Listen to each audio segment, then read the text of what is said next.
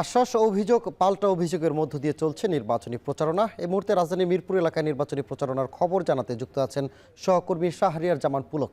পুলক, জানাবেন যে নির্বাচনী প্রচারে কি কি প্রতিশ্রুতি দিচ্ছেন প্রার্থীরা?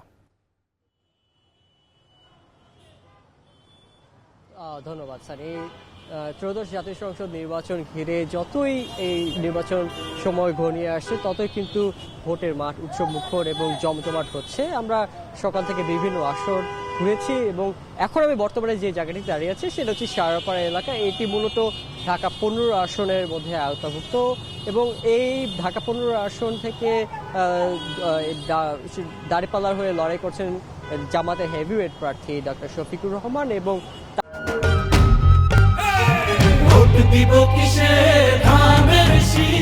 তারই প্রতিদ্বন্দ্বী প্রার্থী বিএনপির হয়ে লড়ছেন শফিকুল ইসলাম খান মিল্টন। শফিকুল ইসলাম খান মিল্টন আজকে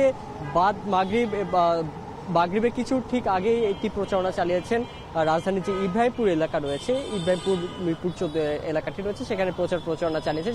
সেখানে কিন্তু ব্যাপক একটি বিশাল একটি মিছিল র্যালির মাধ্যমে একটি জনসংযোগ চালিয়েছেন। তিনি কিন্তু পাল্টা অভিযোগ করছেন। আমি তার সাথে কথা বলেছিলাম, তিনি বলছিলেন তার যে প্রতিদ্বন্দ্বী প্রার্থী ডক্টর শফিকুর রহমান রয়েছেন তার বিপক্ষে একটি অভিযোগ নিয়ে এসেছেন তিনি, যে গতকাল নির্বাচনী প্রচারণার সময় তিনি প্রাইমারি স্কুলে, যেটি আসলে নির্বাচনী আচরণ প্রচারণার লঙ্ঘন করে, যে স্কুল কলেজ বা কোথাও প্রাতিষ্ঠানিক পর্যায়ে নির্বাচনী প্রচারণা করার বিষয়টি, তো এই বিষয়ে তিনি রিটার্নিং কর্মকর্তার কাছে লিখিত অভিযোগ দিয়েছেন যে এটি আসলে নির্বাচনী প্রচারণার আচরণবিধি লঙ্ঘন করে। এছাড়াও আমরা ঢাকা 12 আসনের সাইফুল খানের প্রচারণায় ছিলাম। তিনি কিন্তু নারীদের পক্ষে অনেক প্রচারণার কথা বলেছেন। তো এই ছিল স্যার আমার কাছে মিরপুর থেকে নির্বাচনী প্রচারণা সর্বশেষ।